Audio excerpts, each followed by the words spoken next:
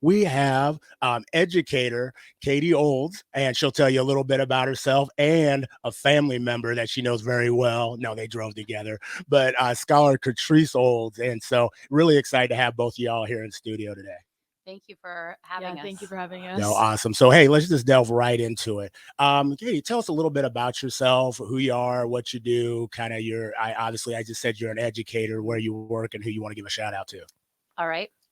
Yeah, I'm from Alliance, Nebraska. I went to Doane and Wesleyan and ended up teaching in LPS.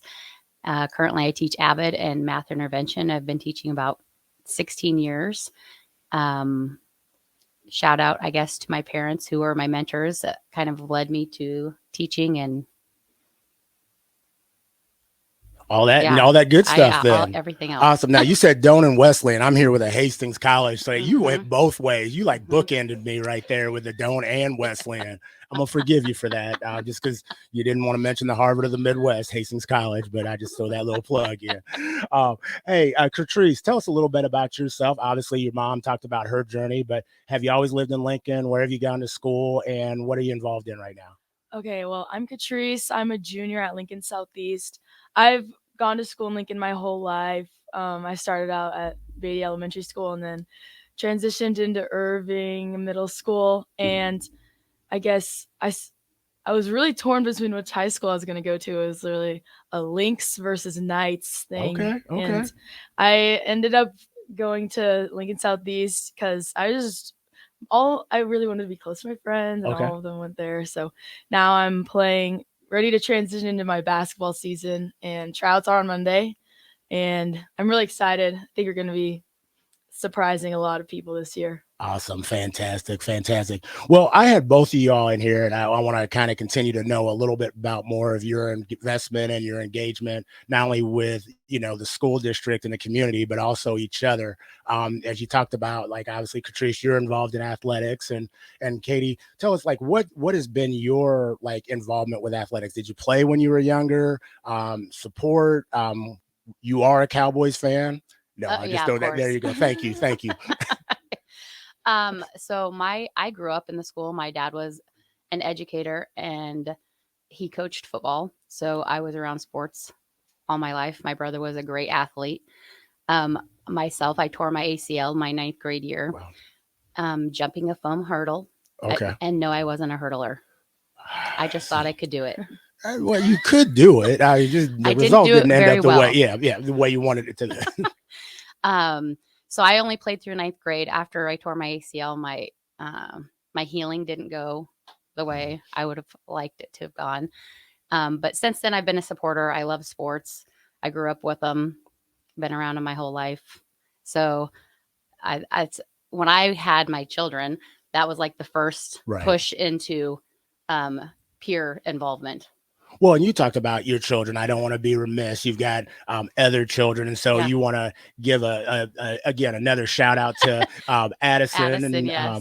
And her. What sports are your children involved in, or have they been involved with? I know in high school they're involved in certain things, but what have they been involved in? I think both of them started out with soccer. Okay, that was like the first. Yeah.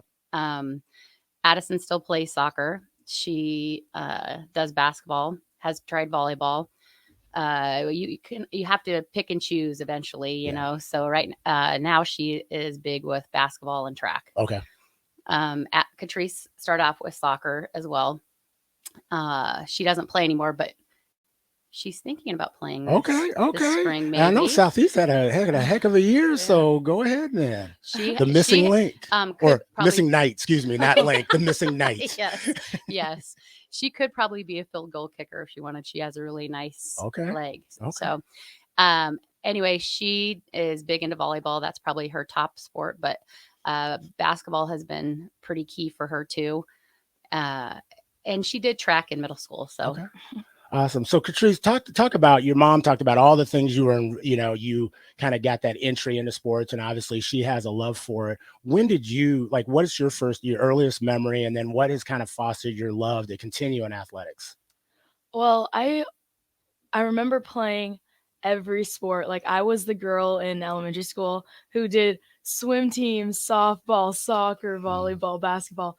And I just kind of played them to like be a part of like a friend group, like have something to do outside of school. And then like I feel like I really connected with sports. Like it really was like a big part of who I am. Um in middle school, I feel like 7th grade was probably the year where I was like, yeah, this is what I love to do and this is what I'm going to keep doing, like push myself to get better so I can like see where this takes me. And that's when I also kind of like cut off the other things that I didn't really love as much. So that's where my soccer journey Yeah. ended, but not ended. Who knows? Right. Yeah. There you go. To be continued. Yeah. But I really kind of just have been focused in on volleyball and basketball ever since that moment, I feel like. Awesome. So you talked about being involved in a lot of different things, and sports is just is one aspect of it. I know you're a phenomenal scholar. I also know you're involved in the equity cadre for Lincoln Public Schools. You've done community service or service enrichment. I like to say opportunities. I know the team just went over to Irving, I believe, and did some things, but you've also been involved in some other things that I've done. Talk about being multi-involved and how that's you've seen that as a benefit and not necessarily a hindrance. Yeah. So for my school, I'm involved in the equity cadre, leadership cadre. We have a like student athlete forum kind of group, and it's called Shield for Southeast Go Knights. We it's kind of like gives me a lot of networking and opportunity. Like I see it as that we do a lot of stuff, especially in the LPS district cadre, and there's so many people that you meet and you never know how you're going to get tied back. Like when we met Derek Pearson, Yeah. I never would have thought, wow, I'm going to be on this live broadcast. Like it's insane.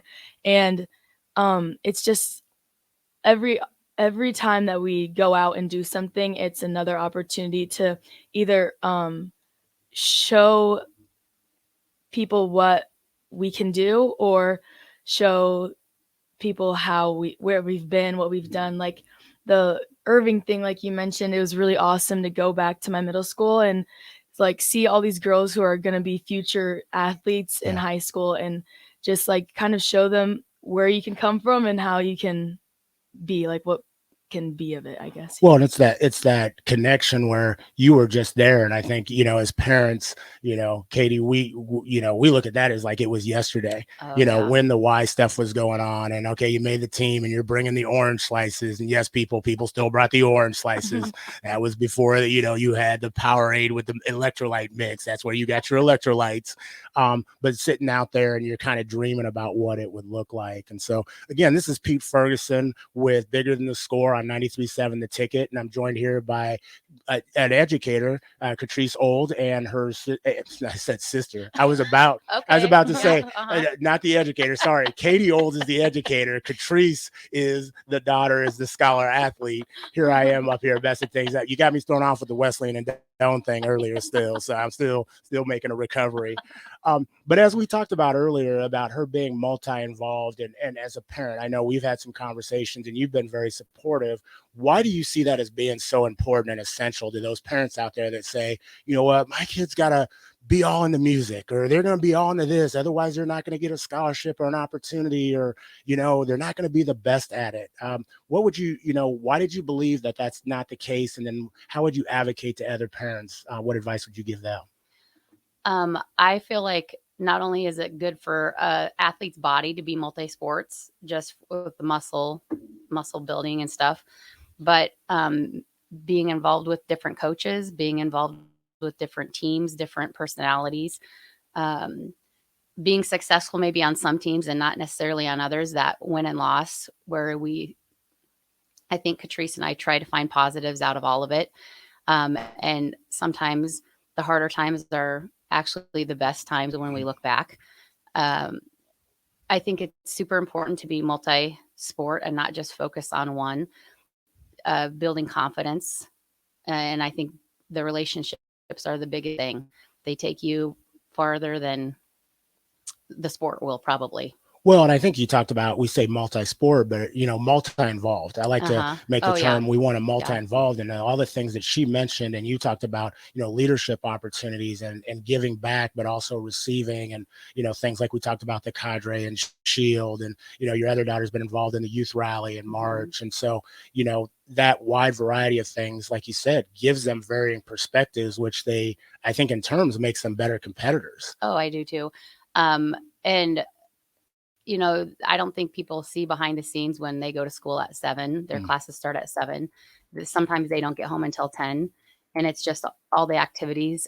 And being a multi-sport athlete, I think there has to be some time for breaks from different sports mentally, especially as well as physically, just to process, think of everything that happened throughout the year. There's a lot of positives and negatives, and or season, I guess, and there are a lot of positives and not negatives, but like things that you can think about that you can do better Right. for your team, for yourself.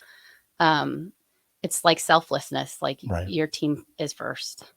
Well, and Catrice, talk a little bit about like why you think it's so important to be involved. You talked about a little bit with DP, like if you wouldn't have met him, you never imagined you would be on something like this. And so, as you've gone through that process, who have been mentors to you in your life that you've gotten to touch, that if you wouldn't have been multi-involved, you would have never gotten to have a connection with those individuals?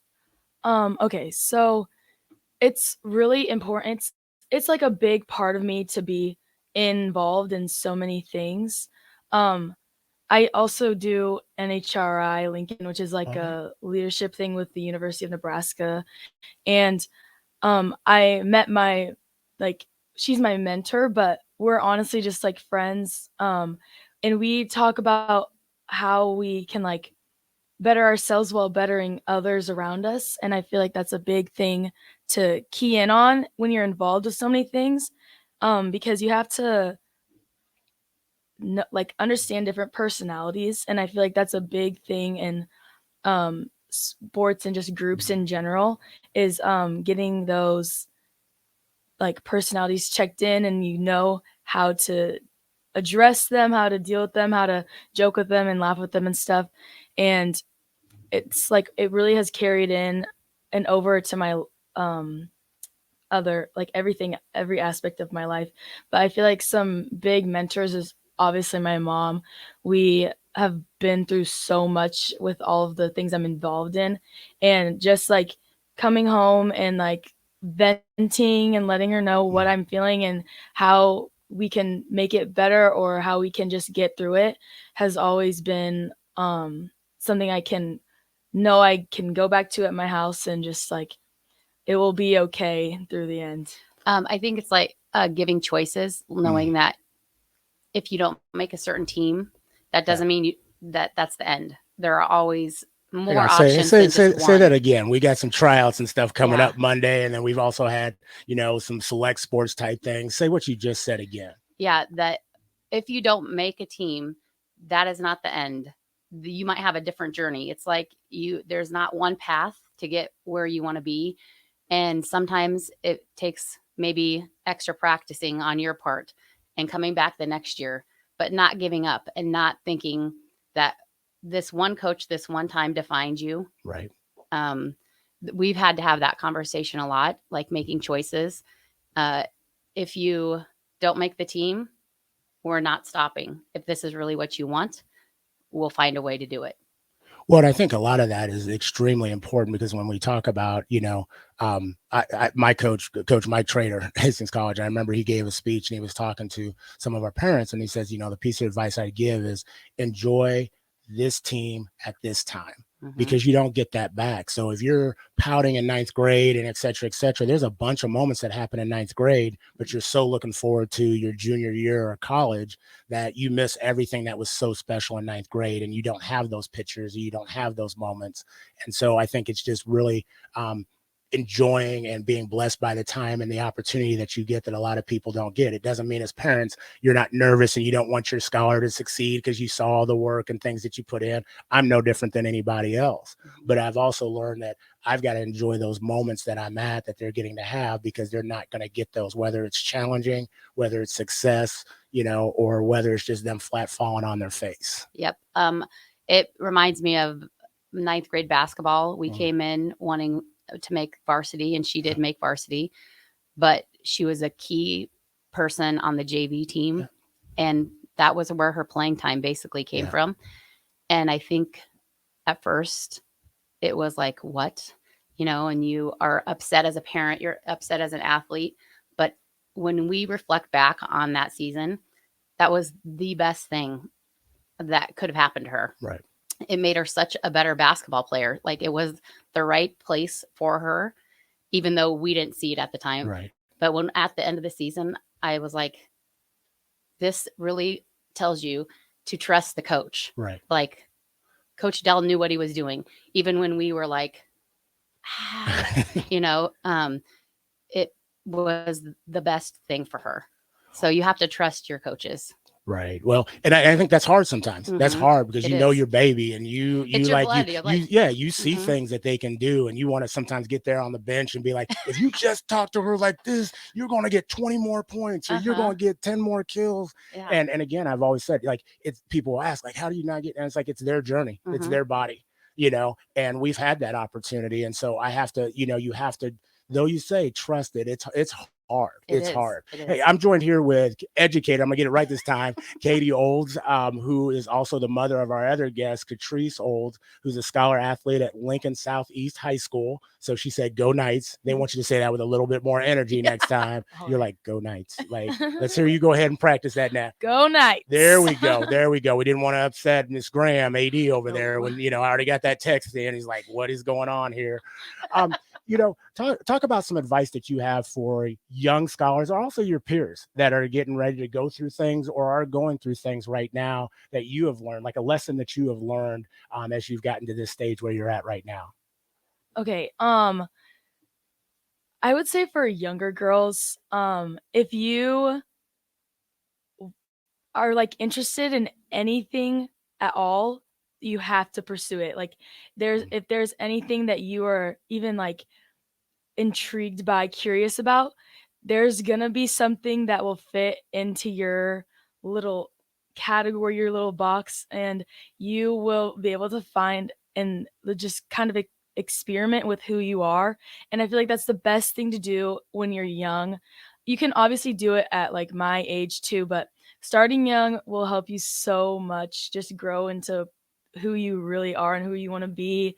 And I feel like that is just so special that you can do that, especially with all the opportunities you have in school. It's just like, it's something you can never get back.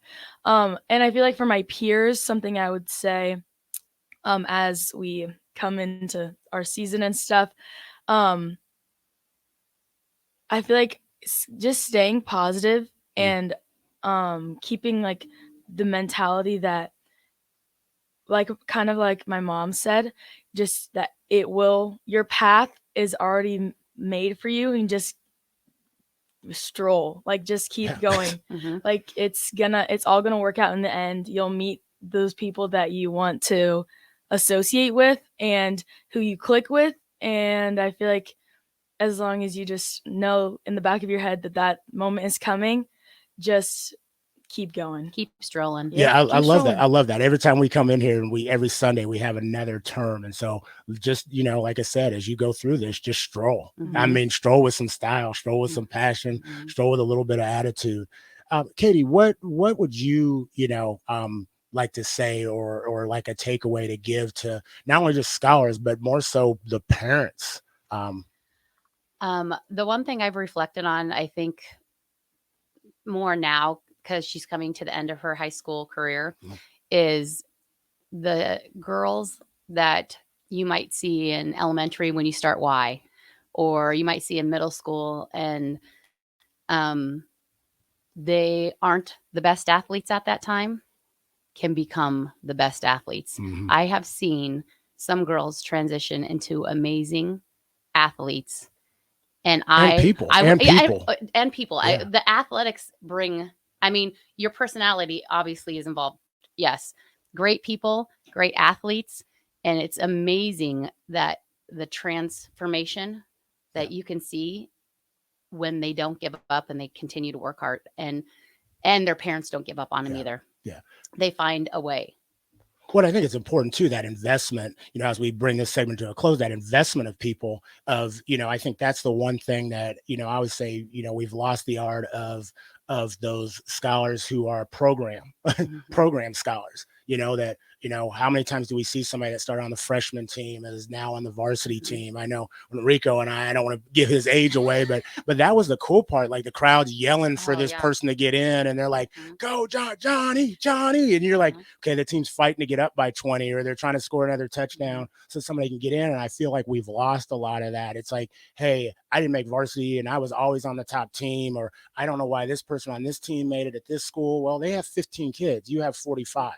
Like there's and understanding that as a parent, as coaches, as a community. And so just making sure that we continue to invest in those programs, because that is the awesome journey that I mean, I don't want to say that should always be it, but that used to be the journey for somebody to be freshman, and you go to reserve and you understand what JV's like. And then once you get there for varsity, like, it's just that, it's that culmination of everything that happened. And so telling coaches like, hey, sometimes like if you're telling kids on freshman or reserve, like, you keep working hard, you're going to be on varsity, but they've never seen anybody at that level for the last 2, 3, 5 years of the program, they're not going to believe you.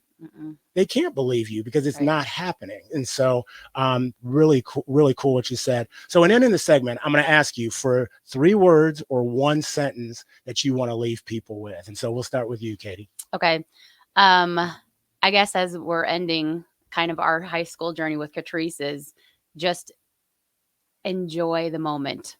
Don't nitpick or be upset about anything. Find the joy in it. Enjoy that moment. Great. I would probably say pursue what makes you happy, because I feel like a lot of people are pursuing what makes other people happy, and it's not, I mean, like, they can benefit out of it. They can get a benefit. But I feel like it's not gonna like help them grow. I feel like to grow, you have to enjoy what you're doing and find purpose in what you're doing. Awesome. Hey, I want to thank both of you, Katie. I want to thank you as an educator. I know that there have been great moments in everything that you do, but also I know there's been some trying times. So I want to thank you for being an educator, not just in Lincoln Public Schools, but in this community as a whole. And Catrice, I want to continue to thank you. I've gotten to see you grow and develop, and from our onset of our meeting have been somebody that I have really just like, wow, she's going places. And you'll be doing that on and off the court. And so your last comment, what is something you want to do? Put it out in the universe. Where do you want to go to school? Who can give you money? This, that, and the other. Like, hey, like, you can sign you now, that NIL deal. Like, where is it? Hastings? No.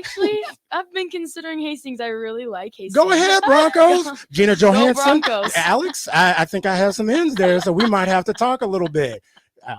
Go ahead. Oh, I don't know. Honestly, any school, if you want to offer me, right now, I'm open. Call now. That's what you're going to say. The text line is what, Rico? 402-464-5685. Fantastic. Hey, with all that being said, we've got another segment coming up, but thank you very much. This is Pete Ferguson, 93.7 The Ticket, bigger than the score.